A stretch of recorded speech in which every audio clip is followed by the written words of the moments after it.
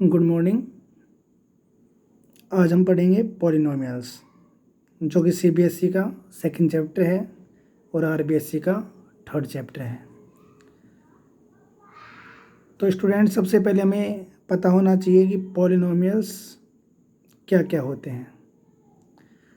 तो जैसा कि आप देख रहे हो, यहाँ मैंने कुछ लिखा है यहाँ पर ये। अब सबसे पहले हमें ये बताना है कि इनमें से किन किन को हम पॉलिनोमियल्स बोल सकते हैं और कौन से इनमें पॉलिनोमियल नहीं है। तो ध्यान देंगे, यहाँ पर है 3x², 4x+5, x⁵ + 3 3x⁵ 3/2, 1/x, 1/x+1, 1/x², x⁻⁻5 + 3x+6। क्या ये सभी पॉलिनोमियल्स हैं? तो ध्यान दीजिए। अब यहाँ हम देखते हैं, एक तो होता है एक्सप्रेशंस और एक होता है पॉलिनोमियल। तो यदि इन सब की बात करें हम, तो इन सब को हम एक्सप्रेशंस कह सकते हैं। एक्सप्रेशंस ये सभी हैं, जबकि इनमें जो पॉलिनोमियल हैं वो सारी नहीं है, कुछ एक ही हैं। अब कौन कौन सी है पॉलिनोमियल है? ये भी पॉलिनोमियल है, ये भी पॉलिनोमियल है, बस यही पॉलिनोमियल है इसमें। तो पहली, दूसरी और तीसरी पॉलिनोमियल है, जबकि बाकी सारी केवल एक्सप्रेशंस हैं। अब इस बात को हम कैसे समझ सकते हैं? ध्यान दीजिए, एक्सप्रेशन में और पॉलिनोमियल में क्या डिफरेंस है, सबसे पहले हम ये देखेंगे। तो एक्सप्रेशंस हम कह सकते हैं जो r की फॉर्म में होता है। एक ट्रिक है जिससे आप इजी में याद रख सकते हो। जो भी एक्सप्रेशन r की फॉर्म में होगा वो केवल एक्सप्रेशन होगा, वो पॉलिनोमियल नहीं है। अब इसका मतलब क्या हुआ? r का मतलब होता है रियल नंबर, कोई भी रियल नंबर हो। x का मतलब है वेरिएबल और r का मतलब है रियल नंबर।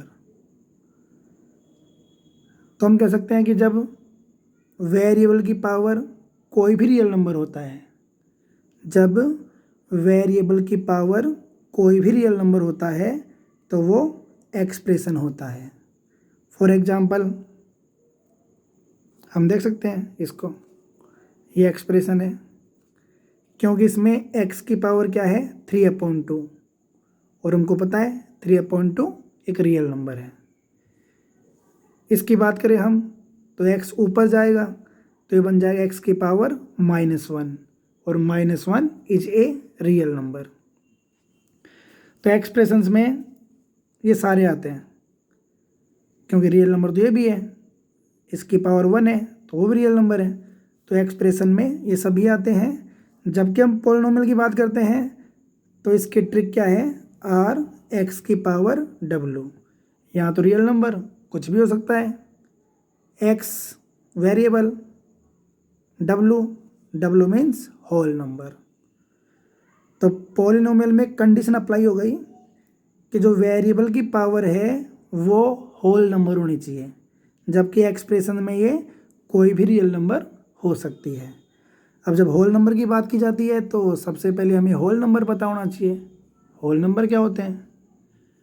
जो 0 से स्टार्ट होते हैं वो होल नंबर होते हैं। फॉर एग्जांपल 0, 1, 2, 3, तो ये जो होते हैं ये होल नंबर होते हैं। तो आप देखिए दोबारा से, यहाँ पर पावर 2 है, 2 एक होल नंबर है, इस कारण इसको हम पॉलिनोमियल बोल सकते हैं। पावर 1 है, होल नंबर है।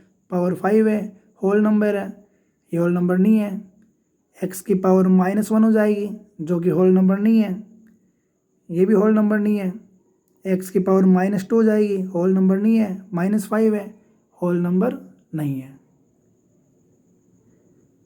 तो पॉलिनोमियल क्या होता है? जिसमें वेरिएबल की पावर होल नंबर होता है, वो होता है पॉलिनोमियल, और बाकी जो सारे होते हैं वो एक्सप्रेशंस होते हैं। तो समझ में आ गई सारी बातें। पॉलिनोमियल में वेरिएबल की पावर होल नंबर होनी चाहिए, जबकि जब वेरिएबल की पावर कोई भी रियल नंबर होती है तो उसे हम एक्सप्रेशंस बोलते हैं। तो आप ध्यान रखेंगे, एक्सप्रेशंस की ट्रिक है आर एक्स की पावर आर, और पॉलिनोमियल की ट्रिक है आर एक्स की power W. R means real number, X means variable, W means whole number. अब आपको वेरिएबल और कांस्टेंट के बारे में पता होना चाहिए कि वेरिएबल क्या होता है, कांस्टेंट क्या होता है। तो बेसिकली हम जानते हैं वेरिएबल क्या होते हैं, एक्स वाई जेड वगैरह वगैरह जो होते हैं वो वेरिएबल होते हैं, जबकि कांस्टेंट होते हैं कोई भी नंबर 1 2 3 4 5 कुछ भी। अब समझना चाहिए इनको हम, तो ध्यान देंगे। वेरिएबल जिनकी वैल्यू फिक्स नहीं होती, जैसे हम देखते हैं एक्स की बात करें हम, तो हम देखते हैं किसी क्वेश्चन में एक्स की वैल्यू 5 आती है, तो किसी में एक्स की वैल्यू -2 आती है, किसी क्वेश्चन में एक्स की वैल्यू -3/2 आती है, तो किसी में एक्स की वैल्यू 0 आती है। तो हम देखते हैं एक्स की वैल्यू फिक्स थोड़ी हुई, एक्स की वैल्यू हर क्वेश्चन में डिफरेंट होती है। जबकि 2 है, 2 तो सभी में सेम रहेगा, x+2 है या 7x+2 है या x² + 2 है, 2 की वैल्यू तो ऑलवेज सेम ही रहेगी, जबकि x की वैल्यू सेम नहीं होती। तो हम समझ सकते हैं कि जिनकी वैल्यू ऑलवेज फिक्स होती है वो कांस्टेंट होते हैं, और जिनकी वैल्यू फिक्स नहीं होती वो होते हैं वेरिएबल्स। तो ये सारी बात आपके समझ में आ गई होंगी। आप इसका स्क्रीनशॉट ले सकते हैं और अपने नोट्स बना सकते हैं। अब आगे ध्यान दीजिए।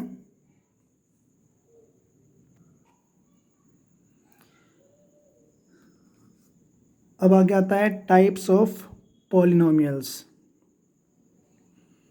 पॉलिनोमियल्स के टाइप्स, जिसमें सबसे पहला टाइप आता है लीनियर पॉलिनोमियल, जो कि फ़िलहाल 10th क्लास का टॉपिक नहीं है, बट हमें पता होना चाहिए, क्योंकि ये पता होगा तो आगे का समझने में आसानी रहेगी। तो ये हम 9th में पढ़ चुके हैं, फ़िलहाल इसका कोई रोल नहीं है, फिर भी हम इसे पढ़ेंगे। तो सबसे पहली बात आती है लीनियर पॉलिनोमियल होता क्या है। तो इसकी डेफिनेशन आपने पढ़ी है 9th क्लास में, हुज डिग्री इज 1, जिसकी डिग्री 1 होती है वो लीनियर पॉलिनोमियल होता है। इसके जनरल फॉर्म की बात करें तो इसका जनरल फॉर्म होता है ax + b, और एक होता है ax + by + c। ये है सिंगल वेरिएबल में, जबकि ये है डबल वेरिएबल में। ये सिंगल वेरिएबल है, ये डबल वेरिएबल है। इसमें वेरिएबल कौन सा है, x, जबकि a और b कांस्टेंट है। यहाँ पर हम बात करें वेरिएबल और कांस्टेंट की, तो x एंड y वेरिएबल हो गए और a b c कांस्टेंट हो गए। तो ये दोनों ही जनरल फॉर्म है, ये इन 1 वेरिएबल और ये इन 2 वेरिएबल्स। फॉर एग्जांपल हम बात करें 2x + 3, 4x + 3, x - 3, 2x + 3y + 5, ये सारे लीनियर पॉलिनोमियल के एग्जाम्पल्स हैं। क्योंकि आप इनमें देखो, डिग्री का मतलब देखना होता है हमें, वेरिएबल की जो पावर है वो 1 होनी चाहिए, कांस्टेंट से कोई मतलब नहीं है, वेरिएबल की पावर 1 होनी चाहिए। तो आप देख रहे हो यहाँ पर x की पावर 1 है, 1 है, 1 है, यहाँ पर दो वेरिएबल हैं, दोनों की पावर 1 है, इस कारण ये सभी लीनियर पॉलिनोमियल्स हैं। अब बात करते हैं हम जीरोज़ की, ये भी हमने 9th में पढ़ा है। जीरोज़ कैसे फाइंड करते हैं या जीरोज़ क्या होते हैं, सबसे पहले हमें ये पता होना चाहिए। तो जीरोज़ का हम मतलब समझ सकते हैं कि जीरोज़ मतलब जो वैल्यू को जीरो कर दें, जो वैल्यू को जीरो कर दें वो जीरोज़ हैं। जैसे हम इसकी बात करते हैं फ़िलहाल, क्या है ये, x - 6। अब यहाँ पर x की वैल्यू क्या रखी जाए कि इसकी वैल्यू 0 हो जाए, x की वैल्यू क्या रखी जाए कि इसकी वैल्यू 0 हो जाए। तो क्लियर है, x की वैल्यू हम 6 रख देंगे तो इसकी वैल्यू 0 हो जाएगी। तो यहाँ पर इसका जीरोज क्या हो गया, 6 हो गया, जिसको हम डिफरेंट वे से भी निकाल सकते हैं। तो ध्यान दीजिए, जीरोज ऑफ 2x + 3, हम 2x + 3 का जीरोज फाइंड करते हैं तो ये आ गया -3/2। डायरेक्ट भी निकाल सकते हो आप लोग।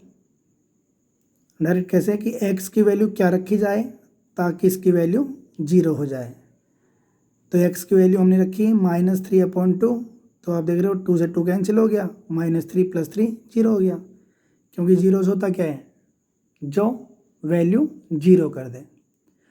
बाकी इसको आप इस प्रकार से भी निकाल सकते हो, 2x + 3 वैल्यू को 0 करना है, it means equal to 0, 2x = -3 और x = -3/2। इस प्रकार से भी आप जीरोज फाइंड कर सकते हो। x - 6 का 6 हो ही गया, इसको आप इस प्रकार देख सकते हो, x - 6 = 0 तो x = 6। x + 5 के जीरोज़ की बात करें तो x की जगह क्या रखें कि इसकी वैल्यू 0 हो जाए, -5 रखना पड़ेगा, तो -5 रखते ही इसकी वैल्यू 0 हो जाएगी। इसको भी आप इस प्रकार से सॉल्व कर सकते हो। 3x - 2 के जीरोज़ की बात करें 2/3, जिसको हम इस प्रकार से निकाल सकते हैं।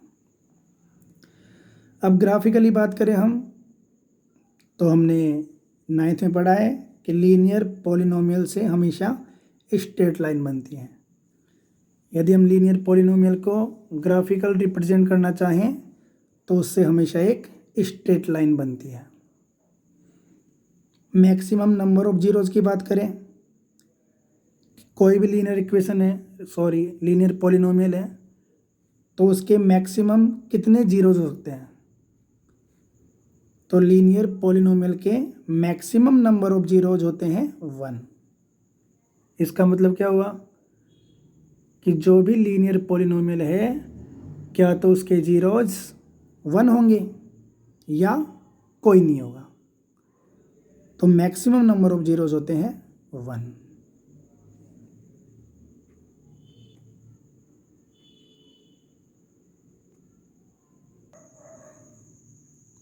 अब आगे हम पढ़ेंगे क्वाड्रेटिक पॉलिनोमियल के बारे में, जिसको हम नेक्स्ट वीडियो में डिस्कस करेंगे।